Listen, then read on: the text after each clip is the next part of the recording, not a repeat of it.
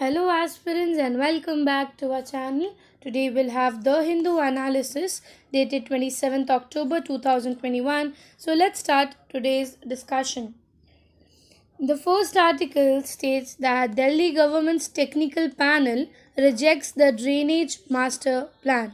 Now इसके related अगर हम बात करें, पिछले महीने हमने देखा था दिल्ली गवर्नमेंट ने नया मास्टर प्लान लाया था एंड वो मास्टर प्लान ये था कि बाय 2041 दे विल डेवलप और they will renovate all over Delhi या फिर उसके बहुत सारे चेंजेस करेंगे. ठीक है. सो इसी मास्टर प्लान में उनका जो एक प्लान था ड्रेनेज को लेकर, सीवेज को लेकर, उसको जो है उधर के टेक्निकल टीम जो है उन्होंने रिजेक्ट कर दिया है, stating that it will not be a successful plan as there are many flaws in it. So will know what does the article states. To keep you updated, the technical expert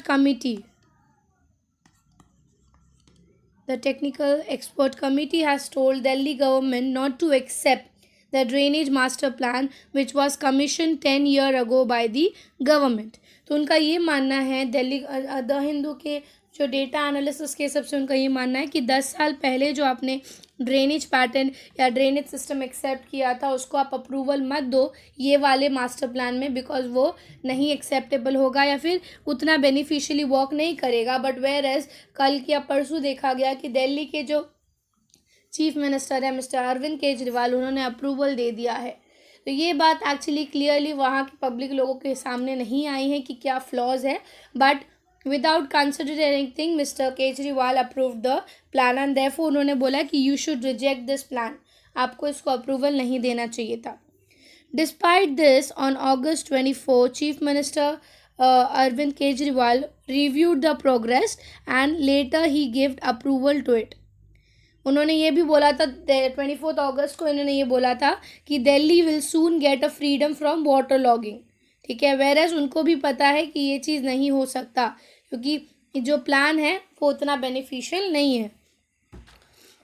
The technical department raised multiple problems, including the discrepancies in the data used in the master plan, which was driven by IIT Delhi by the government department. The master plan prepared by the IIT was seen as a solution to waterlogging, but looking at the current situation, क्योंकि इससे पहले वाला जो था जो अब तक function कर रहा था 1976 में आया था, जो कि उस टाइम के ड्रेनेज सिस्टम को कहीं ना कहीं सॉल्व कर पा रहा था.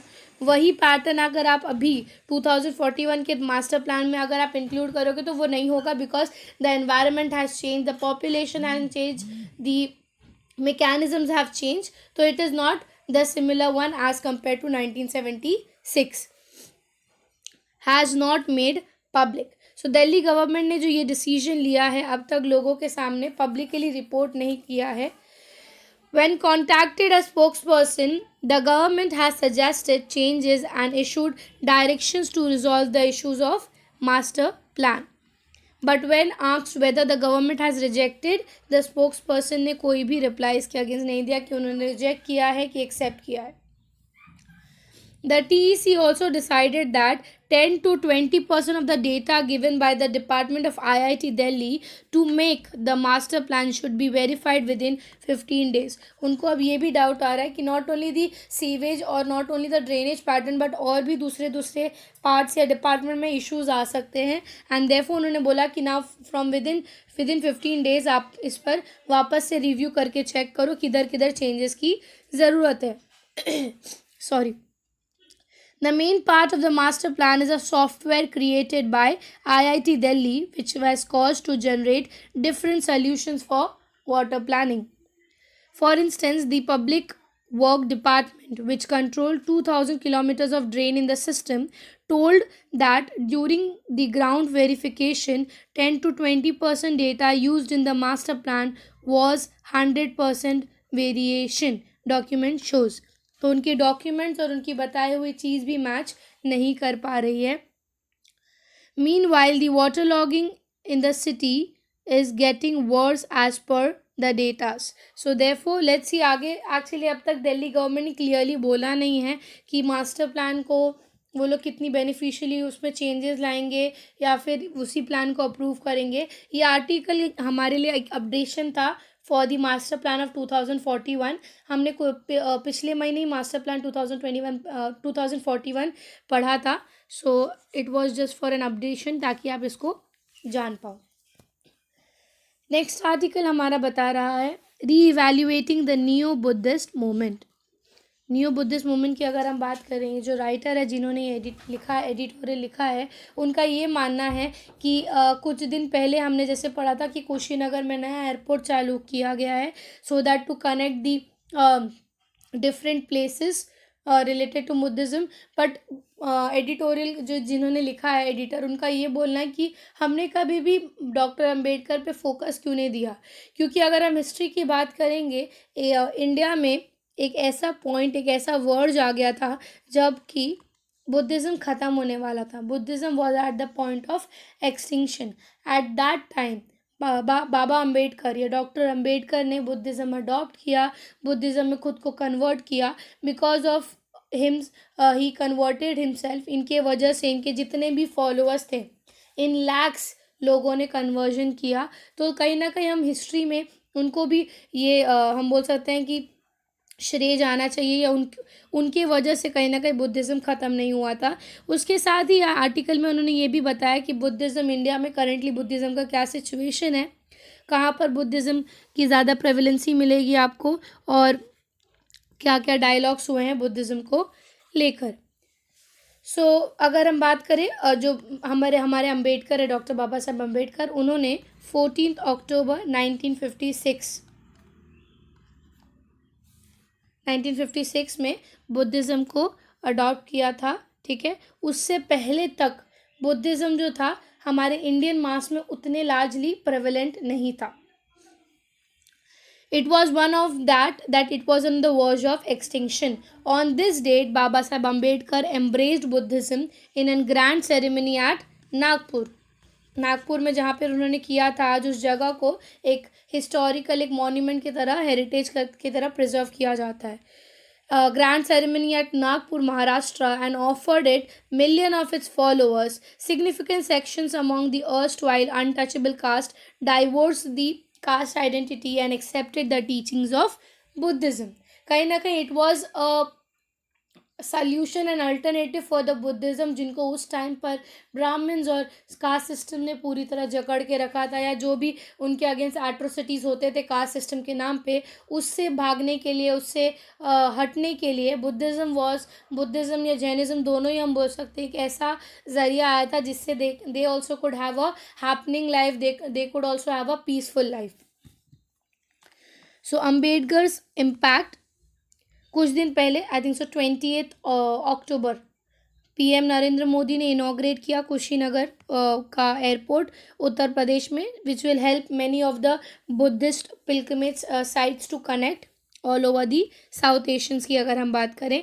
Prime minister herald the Buddhist site and बुद्धा's teaching as maker of India's ancient civilization heritage. But however, he has never acknowledged the Ambedkar's contribution in revitalizing the Buddhist faith. जैसे मैंने आपको बताया कि एक वर्ज पे था एक्सटिंक्शन के, but 1956 में अम्बेडकर वॉज द पर्सन जिनके वजह से एक लार्ज नंबर ऑफ ग्रुप ने, एक लार्ज नंबर ऑफ मास ने ये बुद्धिज़्म अडॉप्ट किया। So, Buddhism's affiliation with the Dalits emancipatory movements is largely neglected, and often in ornamental spiritual side is what presented instead. So, according to the national population census देखेंगे, India में 0.7%, India का 0.7% बहुत small minority है जो कि Buddhism follow करता है, Buddhism adopt किया है उन्होंने। ठीक है, और इसमें भी अगर हम मेजर बात करें तो major are of Dalit people, क्योंकि रिपोर्ट ये बोलता है, according to the last national population census, the Buddhist are one of the smallest minority, 0.7 population in India. Interestingly, a majority of them are converted Dalits from Maharashtra, and within the conventional sector social order, untouchable were reduced to the sub-Hindu humans category, क्योंकि हमने notice किया था जब ये जो हम class system या caste system में जब ये दलित्स थे, सो उनको एक्चुअल ह्यूमंस नहीं कंसिडर किया जाता था, उनको एज अ स्लेव रखा जाता था, एकदम लोएस्ट पोजीशन दी जाती थी। सो वो चीज़, वो प्रिजुडाइज या वो चीज़, वो रिजिडिटी से बाहर निकलने के लिए बुद्धिज़्म ने बहुत लोगों की मदद की है। Though there were impactful social reforms to correct the historical wrongs, general social psychics of the dominant caste Hindus towards the lowest remained perseverance. And with the arrival of Ambedkar on the national political stage, Dalit realized that their self potential and launched struggle claiming an equitable share.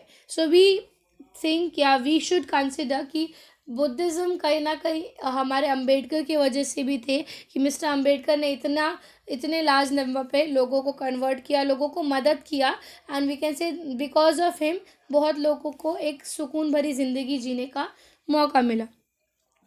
Forces in Maharashtra, अगर महाराष्ट्र की बात करें तो महाराष्ट्र में से बहुत important cities हैं जहाँ पर लार्ज नंबर ऑफ महाराष्ट्र या large number of people are Buddhist या बुद्धिज़्म फॉलो करते हैं। जैसे मुंबई, औरंगाबाद और नागपुर ने विटनेस किया है कि वहाँ पर बहुत ज़्यादा दलित मूवमेंट होते थे। जैसे इस आर्टिकल में भी एक दलित मूवमेंट के बारे में बात किया, दलित पैंथर उनको बोलते थे, या ब्लैक दलित पैंथर आई थिंक सो उनको बुलाया जाता था। अभी तो ये सब नहीं होता उतना, बट 90s में अगर हम बात करें, 70s में, 80s में ये चीज़ नोटिस किया गया था कि मुंबई, औरंगाबाद, नागपुर, यहाँ पे बहुत सारे ऐसे दलित मूवमेंट्स किए जाते थे या हुए जाते थे। जैसे कि अगर हम बात करें नागपुर में, जहाँ पे मैंने आपको बोला कि मिस्टर अंबेडकर ने कन्वर्ट किया था खुद को, उसमें जिस जगह का नाम है दीक्षा भूमि, उस प्लेस को आज के टाइम पर एक मॉन्यूमेंट की तरह रखा जाता है, जहाँ पे बहुत विजिटर्स हर साल आते हैं टू विजिट दैट प्लेस। या Buddhism was restricted not only as a part of India's cultural and civilisational heritage but also as a tool to escape from the caste hierarchical cultural hegemony. So ये चीज़ अगर कभी आप answer writing कर रहे हो caste system को लेकर, तो उसमें आप ये चीज़ पॉइंट ढाल सकते हो कि बुद्धिज़्म ने क्या इम्पैक्ट लाया है इंडियन सोसाइटी में, बुद्धिज़्म कितने हद तक बेनिफिशियल रहा है इंडियन सोसाइटी को लेकर। So in post Ambedkar period it is the urban Buddhist, because of the educational achievements and newly gained middle class status, were offered the leadership to the Dalit social and cultural struggle.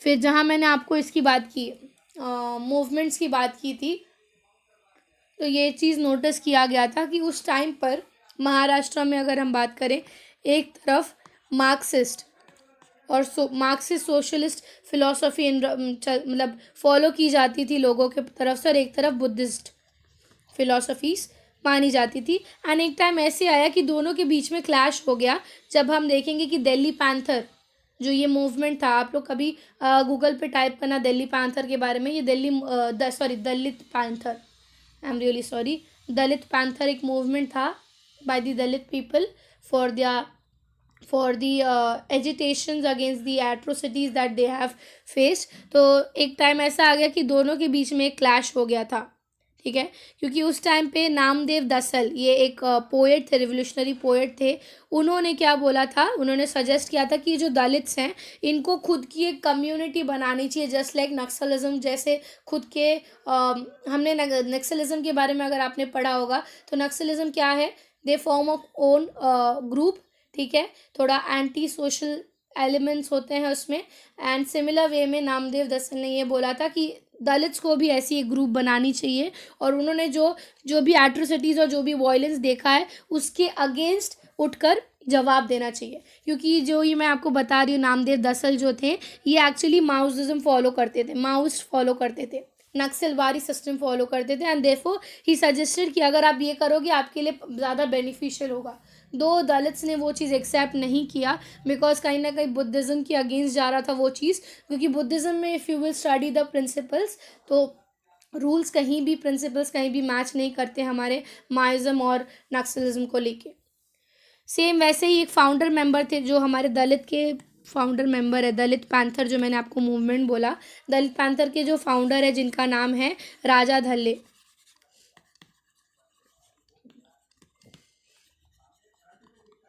ठीक है, उन्होंने ये जो leftist turn जो था दलित movement के बीच में उसको क्रिटिसाइज़ किया था। और उन्होंने क्या किया कि ये जो दरअसल की जो मार्क्सिस्ट फिलॉसफी थी कि आप खुद की ग्रुप बनाओ, इसके अल्टरनेशन में इन्होंने बोला कि to gain social justice movement आपको प्रॉपर ही अंबेडकर की जो दी हुई प्रिंसिपल्स हैं, जो लिबरल प्रिंसिपल जिस पर मिस्टर अंबेडकर चलते थे, डॉक्टर बाबा साहब अंबेडकर चलते थे, वो फॉलो करो। आपको ज़रूरी नहीं है क्लास सिस्टम फॉलो करना, you have to break the class system but don't adopt such violent principles like Maoism और Naxalbari. So the founder of Dalit panther, उन्होंने ये सजेस्ट किया था उस टाइम पर लोगों को। ठीक है, दलित पैंथर एक टाइम पे अगर मैं बात करूँ बहुत वॉयलेंट नहीं बोलेंगे बट उन्होंने पूरी तरह से अपनी कोशिश की थी कि उनकी बात मानी जाए। ठीक है, सो ये सब मूवमेंट्स थे। वही अगर अभी अभी करेंटली महाराष्ट्र में बताया कि कितना स्पेस दिया जा रहा है बुद्धिज़्म एज एन आइडियोलॉजी को, तो ये चीज़ नोटिस किया गया था कि हमारे जो बाल ठाकरे लीडरशिप के अंडर पे शिवसेना जो थे, उन्होंने न्यूएस्ट बुद्धिज़्म सोशल एक्टिविज़म्स और ये सब के अगेंस्ट में स्ट्रीट वायलेंस करवाया था बहुत जगह पर और राइट्स हुए थे। सो नोटिस किया गया है कि अंबेडकर जी के जाने के बाद से कभी भी ऐसा फुल सपोर्ट उनको नहीं मिल पाया है। सो speaking of Maharashtra, in Mumbai, under Bal Thackeray's leadership, Shiv Sena responded to the neo-Buddhist actions with street violence and riots. In the early 1990s, the neo-Buddhists launched the mass movement to liberate the Bodh Gaya temple. बोध गया temple जो है, अभी भी आप notice करोगे, अगर बोध गया की नाम बात अगर हम करें तो हमें सबसे पहले क्या याद आता है? बुद्धिज्म, बुद्धा। बट आज के टाइम पे बोध गया पे किसका हक है? ब्राह्मण्स आपको मिलेंगे वहाँ पे, जो एक्चुअल ब्राह्मण जो पंडित आपको वो मिलेंगे। सो एक टाइम पर 1990s में ये भी एक राइट हुए थे, एक मूवमेंट हुआ था कि Bodh Gaya being a place for Buddhism, why are the Brahmins, जो हिंदू जो इसको फॉलो करते हैं, बुद्धिज्म फॉलो नहीं करते, वो क्यों कंट्रोल कर रहे हैं उस जगह को? उसको उसकी के साथ में बाबरी मस्जिद वाला इशू भी उस टाइम पे बहुत प्रेवलेंट था। to liberate the Bodh Gaya temple from the control of Brahmin priest, and also a legal claim over the controversial site of Babri मस्जिद। ठीक है, ये दोनों पर फिलहाल तो उस टाइम पर बहुत ज़्यादा इश्यूज चल रहे थे, तो बुद्धिज़्म को वो सपोर्ट नहीं मिल पाया था। दो वो अलग बात है कि बीजेपी ने अपने अंदर कोशिश की थी कि बुद्धिज़्म या फिर जो दलित कल्चरल सिंबल्स जो दलित पीपल फॉलो करते हैं उनको वो हक मिले। तो बीजेपी का भी ये मानना था कि छोटी छोटी चीज़ों पे ऑब्वियसली हम ध्यान ना देके will help this Dalit people to get their rights. But उसको भी जो न्यू बुद्धिज़्म था, बीजेपी ने क्या किया, हिंदुत्व के अंदर कंसिडर कर दिया। देन अगेन अगर आप हिंदुत्व पढ़ोगे तो बुद्धिज़्म कहीं भी मैच नहीं करता। हिंदुत्व इज़ हिंदुइज़्म को ज़्यादा प्रमोट करता है। सो ब्राह्मिकल ऑर्डर्स और ये सब चीज़ ज़्यादा रहते हैं। देन अगेन ये क्वेश्चन आ गया अब कि बुद्धिज़्म या न्यू बुद्धिज़्म को कैसे कोई इवैल्यूएट करेगा, कैसे कोई मूवमेंट लाएगा ताकि लोग उसको एक्सेप्ट करें या उनको भी वो स्पेस मिल सके, उनको भी वो नीचे स्पेस मिले। A democratic dialogue, a revolutionary promises made during the Ambedkar's historical Buddhist conversion would be fulfilled only if the polity is sensitive towards the secularism and social justice. Current advancement of Hindutva is coercive and hegemony, and it offers resident space to the Buddhist symbols, keeps in a distance from revolutionary anti cast struggles. हम ये चीज़ बोल सकते हैं कि इसको अगर आपको revival उसको देना है बुद्धिज़्म को, तो ऑब्वियसली आपको जो हिंदुत्व वाला पॉलिसी है उसके अंडर नहीं बट एज अल्टरनेटिव आपको उसको रिस्पेक्ट देना चाहिए। तो ये आर्टिकल क्यों बना अभी फिर करेंटली, क्योंकि नेशनल लेवल में देखेंगे BJP most of them are RSS, Hindutva follow करते हैं, हिंदुत्व को रिस्पेक्ट या हिंदुत्व के अंडर में चलते हैं। तो they are trying, Indian government ये बोल सकते हैं कि they are trying to give respect to Buddhism, to give respect to the peoples who follow Buddhism. So इसके रिलेटेड ये आर्टिकल हमारे न्यूज़ में था आज। Will move to the next article. Next article states that preparing for the outbreak. अभी currently news में हमने देखा था कि चाइना जो है लॉकडाउन ओपन आउट करने वाला था, लॉकडाउन ख़त्म करने वाला था, बट अगेन वहाँ पे केसेस वापस से बढ़ने लगे हैं। सेम चीज़ है, ये चीज़ नोटिस किया गया है। हमारे इंडियन गवर्नमेंट ने बोला कि अगर वहाँ पर ये चीज़ हो सकता है तो इंडिया में भी हो सकता है, क्योंकि बीच में एक चीज़ नोटिस किया गया था कि इंडिया के केसेस बहुत कम हो गए थे, इंडिया में उतने लेवल ऑफ डेथ नहीं थे, but again the cases are increasing to some of the places, and therefore the article states that preparing for the outbreak, अगर ऐसा कुछ situation आएगा तो we are prepared because we have such scheme, we have such plan that will work for it। तो इसमें इन्होंने जिस scheme के बारे में बताई है that is Ayushman Bharat health infrastructure mission, अभीम, ठीक है। ये जो है उनका ये मानना है कि हमारा पब्लिक हेल्थ इंफ्रास्ट्रक्चर को पूरी तरह से डेवलप्ड, एंड हमारे पास एक बैकअप प्लान है कि अगर ऐसा कुछ सिचुएशन आया तो we are ready to counter attack it. Because जब एक्चुअल कोविड आया था उस टाइम तो हमें पता भी नहीं था कि इतने लार्ज लेवल पे पड़ जाएगा। अभी हमें आइडिया है क्योंकि हमने वर्स्ट सिचुएशंस और सिनेरियोज भी देख लिए हैं इस चक्कर में। So COVID-19 overburdened the country's health system and services early month outbreaks and were particularly taxing the states with the weaker health system. So to improve this, we have made this plan of Ayushman Bharat health infrastructure mission. What are the aims? इसकी aims अगर पढ़ेंगे, प्रधानमंत्री Ayushman Bharat health infrastructure mission जो है ये एक हम बता सकते हैं एक लार्जर पर्सपेक्टिव में फ्यूचर में अगर कोई ऐसा आउटब्रेक आया तो उसको टैकल करने के लिए इसको बनाया है, ठीक है। इसका आउटले जो है 64,180 करोड़ का आउटले दिया है for the duration of 5 years, ठीक है। ये है, इसके एडिशन में अलग अलग स्कीम्स भी काम करेंगे हेल्थ इंस्टीट्यूशंस को लेके, ताकि they will work for the governance capacity, for diagnostic, for treatment, critical situation, all. The latter goal would be met with the establishment of critical care hospital blocks in 12 central institute such as All India Institute, AIIMS जो है हमारा, colleges and districts in 602 districts. So ये चीज़ बोला गया कि सभी जगह पर स्मॉल लेवल पे विल स्टार्ट कि सब जगह पर basic health facilities Ayushman Bharat के अंदर मिल सके। The importance of lab and their lack of readiness during an outbreak in the terms of having a robust surveillance system and diagnostic inference has never been more pronounced than the recent time.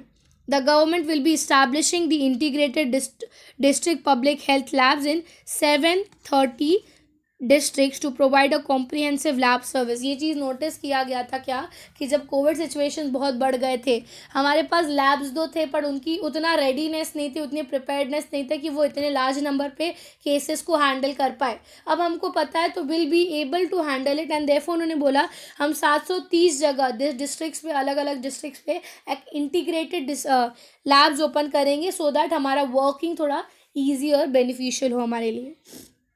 The current labs for the different programs shall be integrated to deliver clinic, public health surveillance, diagnostic and others. So it will focus, हमारा जो अभीम है, it will focus on supporting the research on COVID-19 and other infectious disease. So lab क्या करेगा, जो cases के साथ also they will do the research on such cases, ताकि future का एक अजम्पशंस हम ले पाए कि शायद ऐसे कुछ केसेस इंडिया में आगे भी आ सकती है, नहीं भी आ सकती है, आएगी भी तो किस लेवल तक आएगी, कितने लेवल तक लोगों को अफेक्ट करेगी, नहीं करेगी, ताकि ऐसा पैंडेमिक सिचुएशन ऐसा कभी आए ना, बट अगर आ जाए तो we are ready to face it. The government also aims to develop the core capacity to deliver one health approach to prevent to respond to the infectious diseases. So it will boost the surveillance. Boost the surveillance की अगर मैं बात करूँ, India's endeavor to keep ahead the infectious organisms then bring a life to halt. अगर आप लोग ने economic survey पढ़ा होगा इस साल का, ये साल का इकोनॉमिक सर्वे में आप लोग देखे होंगे जब इंडियन गवर्नमेंट के सामने 2019 में सिचुएशन आया था, क्या सिचुएशन था कि इंडियन गवर्नमेंट, ठीक है, इंडियन गवर्नमेंट के आगे दो सिचुएशन था, या तो आप अपने हेल्थ या लोगों की जान बचाओ या तो आप इकोनॉमी बचाओ। दोनों सिचुएशन था इंडिया के सामने कि या तो आप लोगों की जान बचाओ, अगर जान बचाओगे तो इकनॉमी ख़राब होगी, इकनॉमी बचाने की कोशिश करोगे तो जान जाएगा। इंडियन गवर्नमेंट ने क्या सोचा कि हम अभी के लिए इकनॉमी डाउन होगा, हमें चलेगा, but we'll first go for preferring it to save the lives of humans, and therefore हमारी इकनॉमी इतनी ज़्यादा गिर गई थी। लोगों ने उसको मतलब बोला कि इंडियन गवर्नमेंट काम नहीं कर रहा है या जो भी है, बट इंडिया का उस टाइम पे मेन एम था टू हेल्प दी ह्यूमंस। क्योंकि जब आप रिपोर्ट देखोगे, एक इकोनॉमिक सर्वे 2020 या 1920 का जब आप लोग रिपोर्ट देखोगे, तो हमारा जो कर्व जो था, ठीक है, अगर कोविड-19 इस टाइम पे आया, सो हमारा जो केस ऐसे होके डाउनवर्ड गया, वही यूएसए में ऊपर होके नीचे गया, क्योंकि because they first try to save the economy. So this was the difference. लोगों ने वो चीज़ समझने की कोशिश नहीं की। सेम चीज़ इसमें भी वही बता रहे हैं कि हमारे लिए सबसे पहला चीज़ है कि हम इन लोगों को बचाए कि कोई भी ऐसा डिजीज़ उनको अफेक्ट ना हो। जहाँ तक इकोनॉमी की बात है, इकोनॉमी हम संभाल लेंगे, क्योंकि उतने बुरे सिचुएशन में भी इंडियन इकोनॉमी ज़रूर बहुत नीचे गिर गई थी, बट आज के टाइम पे इट इज़ इवॉल्विंग, वो वापस ऊपर आ रही है। तो surveillance will get a boost with 20 metropolitan surveillance units, 5 regional national center for disease control branches and integrated health promotions at all the states। तो ऐसे इंफ्रास्ट्रक्चर बॉडीज बनेंगे हर एक स्टेट के लेवल पे। उसके साथ the point of entry will be reinforce with 17 new points of health unit upgraded. अभी currently अगर यूनिट्स अगर हम बात करें किस किस हेल्थ यूनिट्स पे काम हो रहा है, तो 13 हेल्थ यूनिट्स है, उसमें और 17 हेल्थ यूनिट्स इंक्लूड किए जाएंगे। सो मेजर अगर हाईलाइट बात करें करंट पैंडमिक सिचुएशन की, local capacities of the urban areas, the service from the existing urban primary health service will be expanded to a smaller unit Ayushman Bharat urban health and welfare. जैसे ये central level पर है हमारा अभीम, वैसे ही local level small level पर हम एक सेम इनिशिएटिव रखेंगे जिसको हम Ayushman Bharat urban health welfare centers बोलेंगे, जो कि सेम इसी चीज़ पे काम करेगा, but at a local level, at a small level, ताकि ग्रास रूट से काम करते करते करते it can be available to all the citizens in India. ऐसा नहीं कि सिर्फ urban areas, but to all the places of India. ठीक है, सो ये हमारा जो अभीम है उसके बारे में आप लोग को जानना ज़रूरी था कि अभीम है क्या, किस चीज़ पे काम कर रहा है। इसके रिलेटेड अगर आप लोग को पढ़ना है कि क्या क्या स्कीम्स आते हैं अभीम के अंदर, तो आप इंद्रधनुष देख सकते हैं। इंद्रधनुष के साथ आप देख सकते हो संजीवनी क्या है, ठीक है, ये सब स्कीम्स के बारे में आप जान सकते हो, जो कि इसी से रिलेटेड है, हेल्थ सेक्टर से ही रिलेटेड है। ठीक है, सो आई थिंक सो आज का आर्टिकल आपको क्लियरली समझा होगा। If you like the video, do like and subscribe the channel. Thank you.